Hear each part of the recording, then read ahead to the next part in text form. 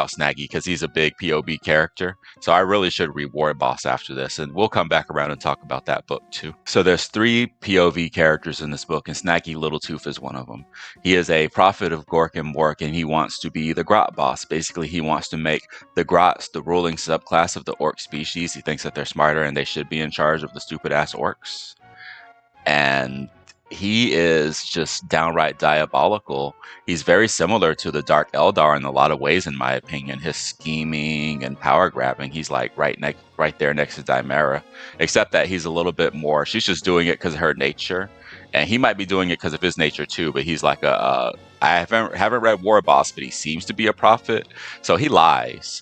Even though he believes that he's a prophet of Gork and Mork in his heart, he'll still say that they told him stuff when they really didn't, and he's just using that because he's just sort of like, well, whatever, I'm the prophet anyway, it don't matter, they don't care if I use their name for this or that and stuff.